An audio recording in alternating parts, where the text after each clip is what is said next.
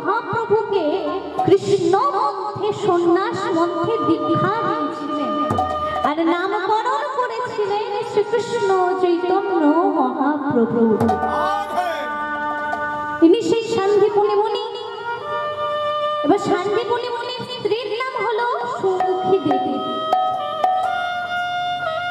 এই সুমুখী দেবী সুদামাকে একটু বেশি ভালোবাসতেন। কেন ভালোবাসতেন? না, এই শান্তিপুনি মুনি এবং তার স্ত্রী সুমুখী দেবীর এক পুত্র সন্তান ছিল, যার নাম হলো মধুমঙ্গল। তাদের এই পুত্রটি নদীর জলে ডুবে মারা যায়। তাই মনে একটা পুত্র শোক ছিল। আর এই সুদামা ছিল একেবারে ওই মধুমঙ্গলের মতোই দেখতে। তাই যেহেতু ছেলের মতো দেখতে সবসময় একটু বেশি আদর যত্ন করত। একদিন গুরুদেব শান্তিপুনি মুনি তার সকল শিষ্যকে ডাকলেন, ডেকে বললেন, এবার তোমরা তো বড় হয়েছ, আচ্ছা কৃষ্ণ তুমি আমার কাছে কি শিখবে? কৃষ্ণ বলে, গুরুদেব আমি আপনার কাছে শিখব যুদ্ধ নীতি আর রাজনীতি। বলরামকে বলল, তুমি আমার কাছে কি শিখবে? বলরাম বলে, গুরুদেব আমি আপনার কাছে শিখব অস্ত্র চালনা শেখাবো। আচ্ছা এই সুদামা তুমি আমার কাছে কি শিখবে? সুদামা বলে, গুরুদেব ওই সব যুদ্ধ নীতি আর রাজনীতি শিখে আমার কোনো কাজ নেই, আর ওই সব অস্ত্র চালনা শিখেও আমার কোনো কাজ নেই। কেন? না, আমি হলাম গরিব ব্রাহ্মণের ছেলে, তাই আমি আপনার কাছে শিখবো যেটা ব্রাহ্মণের মূল ধর্ম। ওমা, ব্রাহ্মণের মূল ধর্ম কি? ব্রাহ্মণের মূল ধর্ম হলো বেদ অধ্যয়ন করা। তাই বলছে, গুরুদেব আমি আপনার কাছে বেদ অধ্যয়ন করতে চাই। গুরুদেব বললেন, বাহ, জানো সুদামা যে বেদ পাঠ করে তাকে কি বলে? বলে কি বলে গুরুদেব? যে বেদ পাঠ করে তাকে বলা হয় বেদ পঠতি বিপ্র। আর যে বিপ্র বেদ পাঠ করে সংসারের ব্রহ্ম লাভ করতে পারে সে হয় সংসারের আসল ব্রাহ্মণ। তোমাকে আমি তাই শিখাবো। মাগো, আজকালকার যুগে এমন গুরু পাবে যুদ্ধ নীতি শেখাবেন, রাজনীতি শেখাবেন, আবার বেদও পড়াবেন। এমন গুরু পাওয়া যাবে না।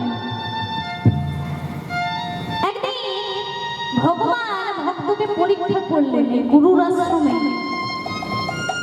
একদিন কৃষ্ণ সুদামাকে ডেকে বলছে, ওরে সুদামা তুই আমাকে ভালোবাসিস? বলে, কি যে বলিস না, আমার এই গুরুর আশ্রমে আসা তো তোর জন্যে, তুই হলি আসল কারণ। ওই পড়াশোনাটা অজুহাত মাত্র, তোকে ছাড়া আমি থাকতে পারি না, তাই আমার বাবা মা আমাকে তোর কাছে পাঠিয়ে দিয়েছে, তোর জন্যই এসেছি। বলে, ঠিক আছে তাহলে তুই আমার জন্য একটা কাজ করতে পারবি? বলে, কি কাজ? বলে, শোন তুই আমার জন্য চুরি করবি। সুদামা বলে, না ক্ষমা করিস, ছোটবেলায় বৃন্দাবনে চুরি করতাম, ছোট ছিলাম তাই কেউ কিছু বলতো না, কিন্তু এখন তো বড় হয়েছি, এখন চুরি করা মহাপাপ, এটা করতে বলিস না ভাই। আর যদি কিছু কাজ আছে আমায় বল, আমি করে দেব। কৃষ্ণ বলে, তাহলে তুই আমাকে ভালোবাসিস? সুদামা এবার একটু দুর্বল হয়ে পড়ল, না সে কৃষ্ণকে ভালোবাসে। বলছে, শোন ঠিক আছে চুরি করবো, তবে যা চুরি করবো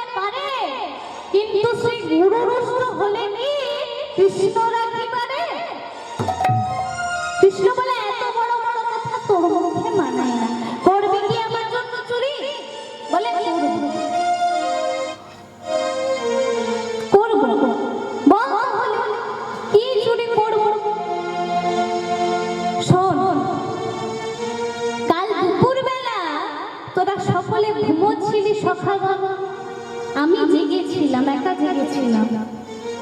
কি দেখেছি জানিস?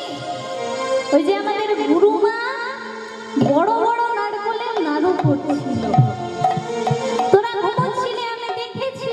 তো যখন থেকে নারকলের নাড়ুগুলো হয়েছে, মনটা শুধু খাই খাই খাই খাই করছে। কখন পাবো, কবে পাবো, এই নিয়ে ভাবলাম। বেশি কিছু না, তোকে আমার জন্য 4টে নারকলের নাড়ু চুরি করে আনতে হবে। বলে ঠিক আছে, করবো। তা কানাই যদি ধরা পড়ে যায় তখন? বলে রে, তোর এখন কোনো চিন্তা নেই, ওই দেখ গুরুদেব বসেছেন পুজোয়, আর গুরুমা গেছেন নদীতে স্নান করতে। তাই তোর কোনো চিন্তা নেই, তুই যেই ঘরটাই চুরি করবি, আমি সেই ঘরটার বাইরে দাঁড়িয়ে থাকবো। কেউ যদি আসে, আমি তোকে সাবধান করে দেব।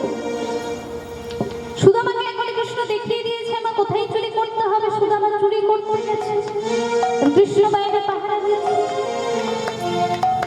সুদামা যে পাত্রে নাড়ু আছে, পাত্রটা খুলে দিয়েছে, আঁচলটাকে পেতে একটা নাড়ু নিয়েছে, দুটো নিয়েছে, তিনটে নিয়েছে, 4টে বলেছে।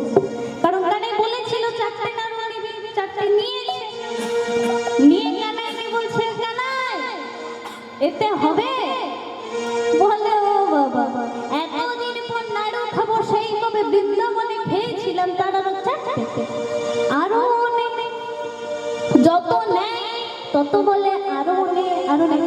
এই দিকে আমি কি দাঁড়িয়ে আছি, পাহারা দিচ্ছি, তোর এসেছি, তুই নিতে থাক।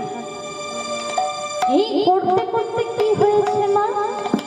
যেখানে বাঘের ভয় সেখানে সন্ধে হয়। এখনো গুরুমা চলে এসেছেন দিকে, দরজায় প্রবেশ করেছেন। কৃষ্ণ দেখতে পেয়েছে, সুদামাকে কিছু বলেনি, চুপচাপ দাঁড়িয়ে আছে। যেই না গুরুমা আস্তে আস্তে সুদামা যেই ঘরে নাড়ু নিচ্ছিল, সেই ঘরটার বাইরে এসেছে। সুদামার কি উচিত ছিল মা কৃষ্ণকে সাবধান করা, নিজে বিশ্বাস দিয়েছিল, করল না। উল্টো গুরুমাকে সুদামাকে দেখিয়ে দিয়ে কি বলছে, গুরুমা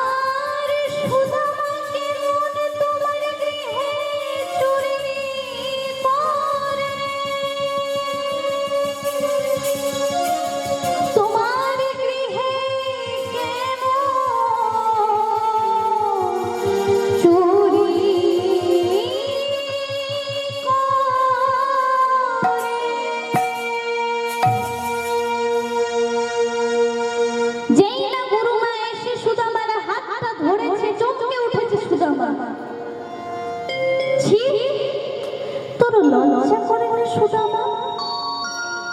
তোকে নিজের ছেলে মনে করে এত ভালোবেসেছিলাম, এত যত্ন করেছিলাম, শেষ পর্যন্ত তুই না গুরুর বাড়িতে চুরি করলি? আমি কল্পনাও করতে পারি না কখনো তুই এরকম কাজ করতে পারিস। গুরুমা যখন এসব বলছে, কৃষ্ণ এক নয়নে সুদামা কৃষ্ণের দিকে তাকিয়ে আছে। কৃষ্ণ দাঁড়িয়ে দাঁড়িয়ে দেখছে চুপ করে। সুদামা মনে মনে বলছে, কানাই রে, চোর সাজিয়ে দিলি ভাই। তবে কানাই, এই যে তুই আমায় চোর সাজালি, আমার কোনো দুঃখ নাই, আমার কোনো দুঃখ নেই। কেন দুঃখ নেই?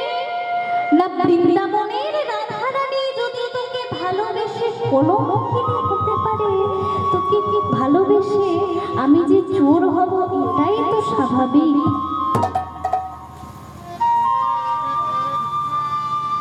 আস্তে আস্তে গুরুমা মারতে মারতে সুদামাকে বের করে দিচ্ছে। আর সুদামা এক দৃষ্টিতে কৃষ্ণের দিকে তাকিয়ে বলছে কি, এই কি তোমার লীলা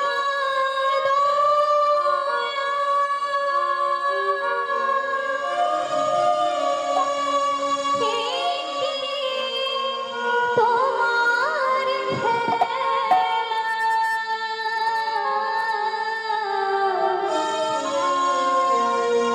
যে জনে কাঁদে এই কি তোমার লীলা, এই কি তোমার লীলা দয়া,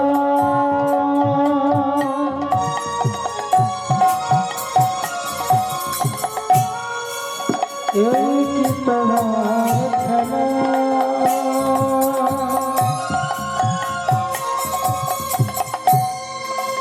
যেবা কাঁদে আদারে, এই কি তোমার লীলা, এই কি তোমার লীলা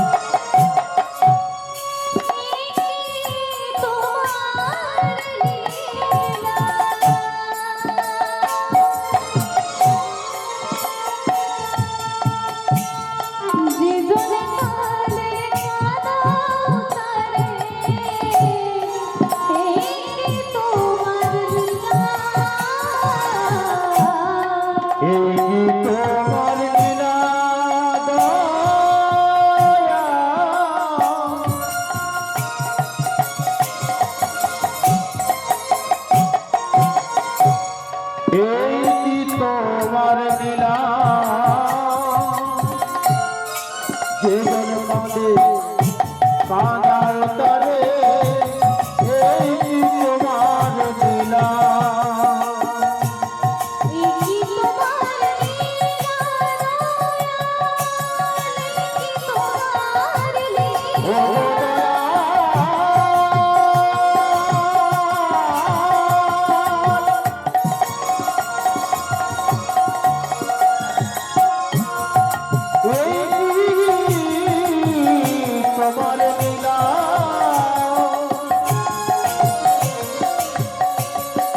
সংসারে যেবা কাঁদে, কেন কাঁদাও তবে দয়া, এই কি তোমার লীলা দয়া,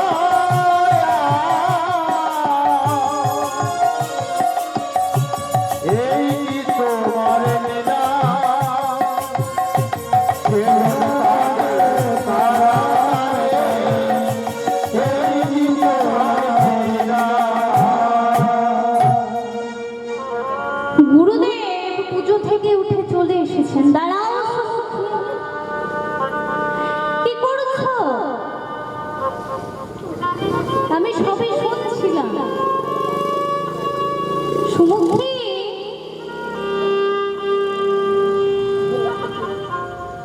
খুব বেশি হলে নারকলের নাড়ুগুলো কানাই চুরি করতে পারে, সুদামা পারে না। আমি তো ওদের গুরুদেব, ওদের কার দৌড় কত দূর কেউ জানো না জানো, আমার খুব ভালো করে জানা আছে। আমি জানি সুদামা নিজের থেকে চুরি করেনি। বলছে ওরে সুদামা এদিকে আয় তো বাবা, আমি জানি সুদামা তুই নিজের থেকে চুরি করি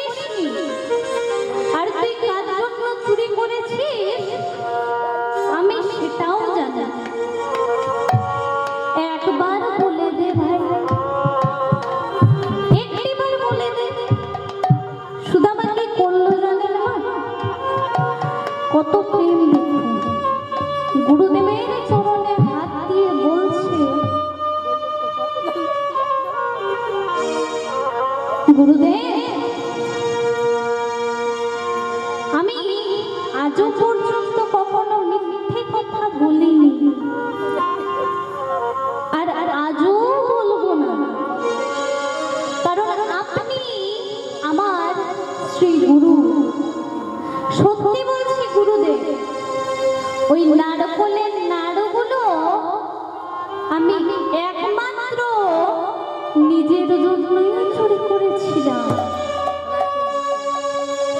সামনে একটা লাঠি ছিল মা, সেটা নিয়ে যেদিকে ঘোরে সেদিকে মারে, শেষে বের করে দিল আশ্রম থেকে, যা আর কোনোদিন এই আশ্রমে পা রাখবি না, কোনোদিন ওই আশ্রমে এসে দাঁড়াবি না, দূর হয়ে যা। সুদামা কাঁদতে কাঁদতে গুরুদেবের আশ্রম থেকে চলে যাচ্ছে। কৃষ্ণ চুপচাপ দাঁড়িয়ে আছে।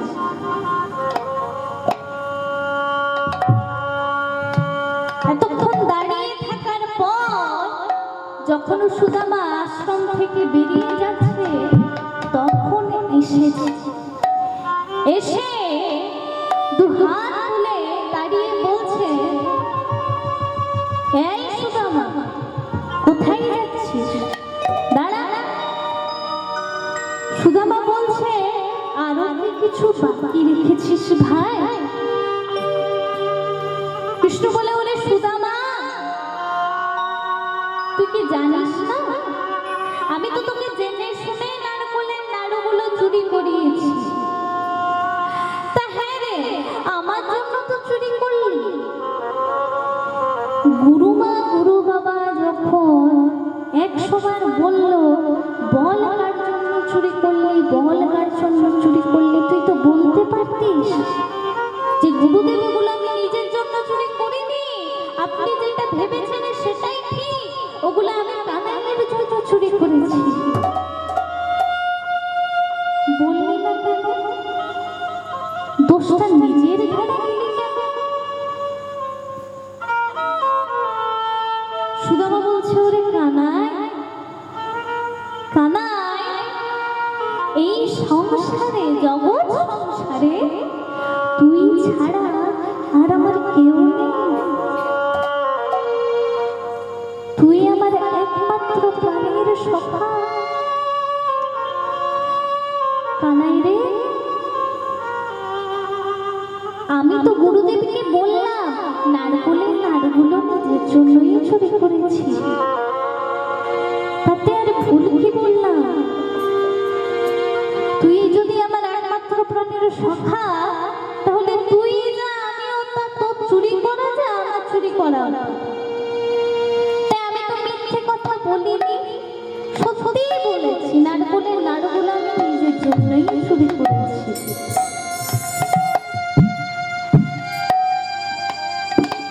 আর সুদামাকে বলল, মা শোন কানাই,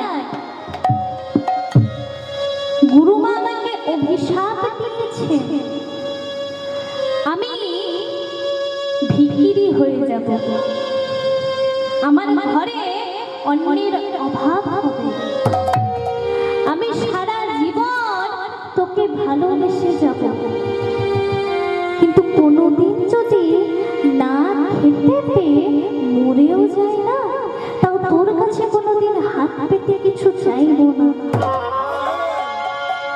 কারণ তোকে যে আমি বড় ভালোবাসি, কিছু পাওয়ার অভিলাষে নয়, ভালোবাসার জন্য ভালোবাসি। মাগো, ভগবান ভক্তকে চোর সাজিয়ে পরীক্ষা করতে চেয়েছিলেন, তাতে ভক্তের ভক্তি আরো ঊর্ধ্বমুখী হয়ে গেল।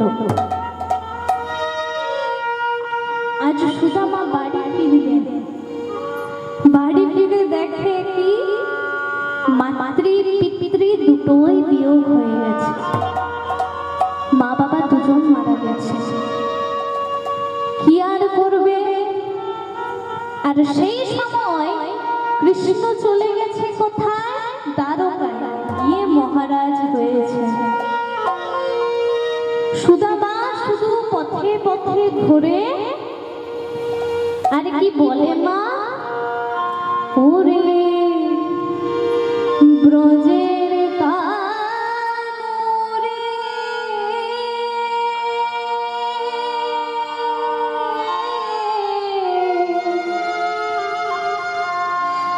কোন দুঃখে তুই রাজা হলি দ্বারকাপুরে ওরে ব্রজের কানরে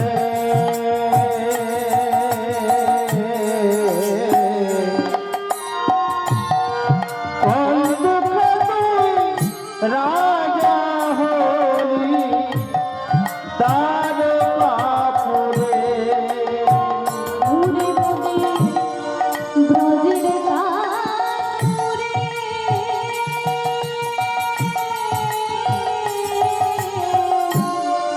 কোন দুঃখে তুই রাজা হলি দ্বারকাপুরে। ওরে ব্রজের কানরে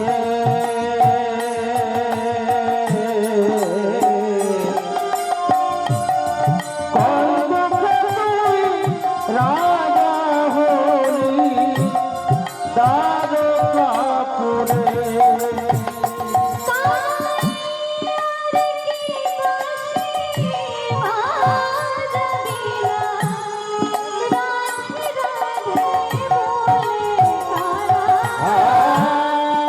আর কি বাঁশি বাজাবি না রাধে রাধে বলে রূপনায় রে।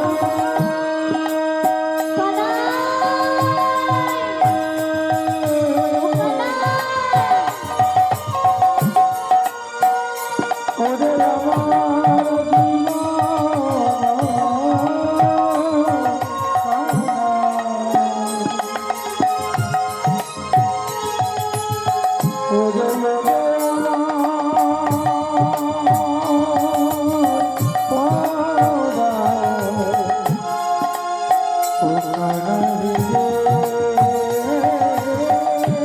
আর কি বাঁশি বাজাবি না রাধে রাধে বলে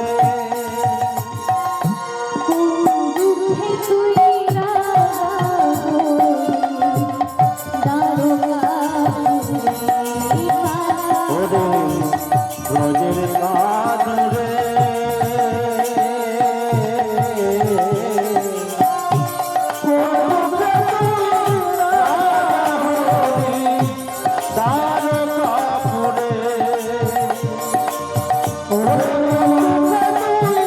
রাজা হলি দ্বারকাপুরে কেঁদে কেঁদে পথে ঘুরে আর বলে, ওরে ব্রজের কানাই রে কোন দুঃখে তুই রাজা হলি দ্বারকাপুরে। কি দুঃখ ছিল ভাই, একবার বলতে পারতি? হ্যাঁ, আমার সামর্থ্য নেই কানাই তোকে রাজ সিংহাসন দেওয়ার, আমার সামর্থ্য নেই তোকে রাজ মর্ষণ দেওয়ার। একবার বলতে পারতি তোকে আমি মনের রাজা করে রাখতাম, কেন চলে গেলি? সকলকে একা করে দিয়ে আর কি বলছে মা, ওরে নন্দ পিতা রে ছিচিতা প্রাণে কি তোরে কারা। ওরে কানাই রে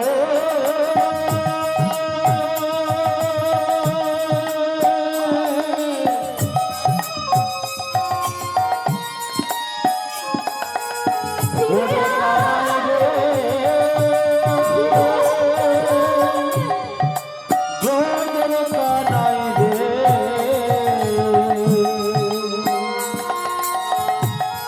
ওরে ওরে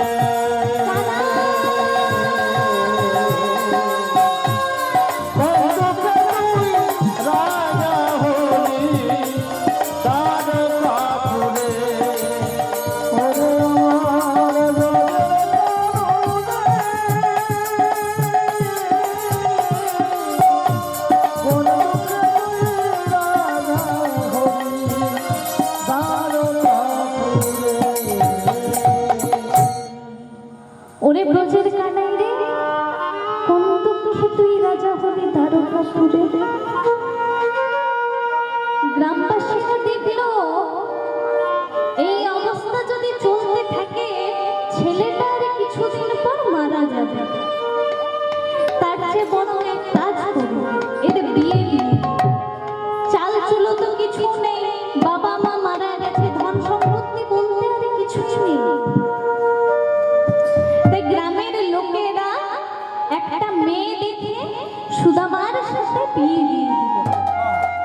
সুদামার স্ত্রীকে বসুন্ধরা, কেউ বলে কুচেলা, আবার কেউ বলে সুশীলা, আবার কেউ বলে বসুন্ধরা। তিনটে শাস্ত্রে তিনটে নাম আছে।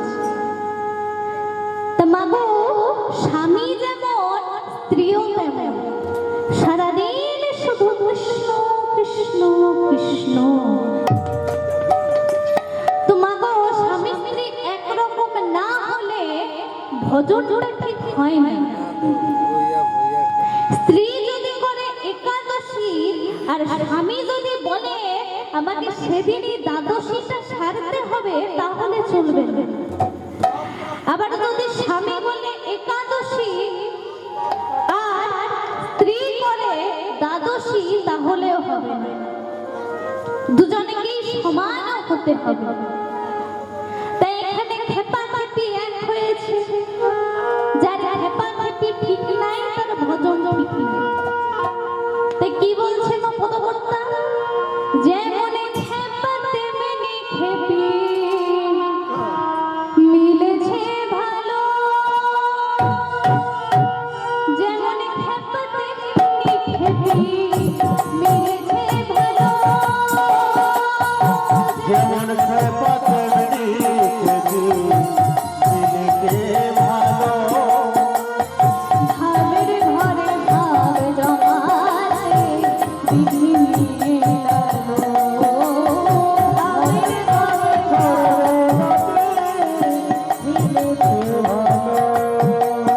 ভাবের ঘরে ভাব জমাতে বিধি মেলালো।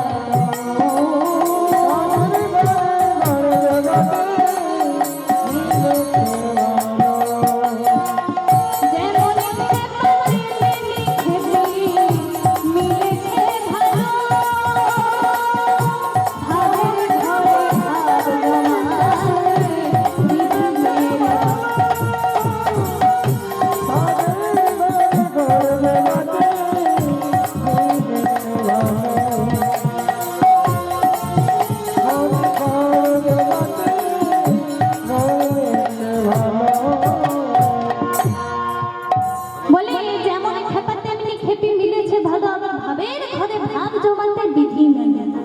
দুজনকে মিলিয়েছে।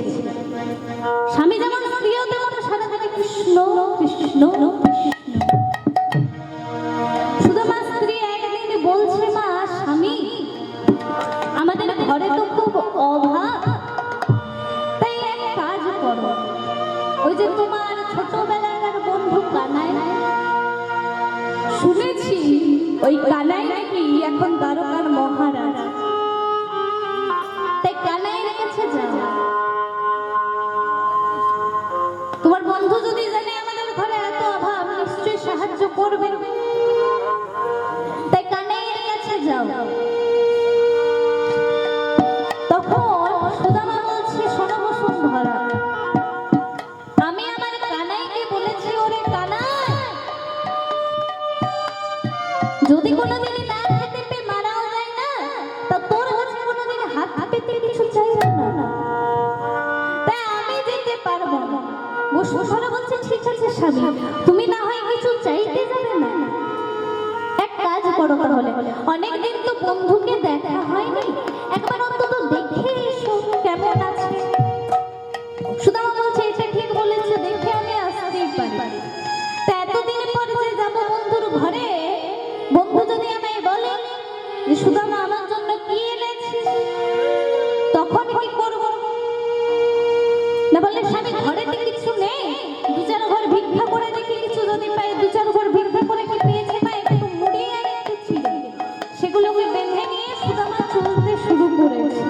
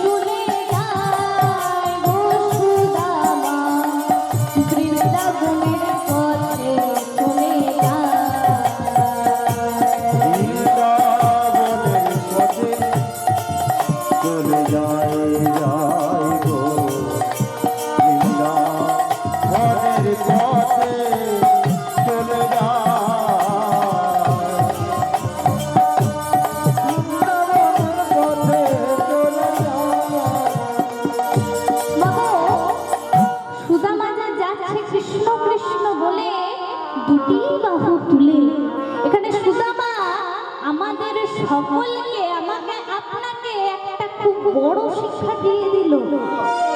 কি শিক্ষা দিল না? অনেকে প্রশ্ন করে হরি নাম যে করব কোন সময় করব, সকালে করব না বিকেলে করব না রাতে করব না সন্ধ্যায় করব, কোন সময় করব? এই সুদামা বলে দিল কি না, পদকর্ম রচনা করলেন। পথ চলিতে আর বলতে তোমরা গাহো গাহো কৃষ্ণ নাম, হরি নাম, কৃষ্ণ নাম। পথ চলিতে কথা বলিতে তোমরা গাও গাও কৃষ্ণ নাম, মধুর নাম, কৃষ্ণ নাম। পথ চলিতে আর বলতে তোমরা গাহো গাহো কৃষ্ণ নাম, হরি নাম, কৃষ্ণ নাম। পথ চলিতে আর বলিতে তোমরা গাও গাও কৃষ্ণ নাম, কৃষ্ণ নাম, হরি নাম, মধুর নাম, মধুর নাম।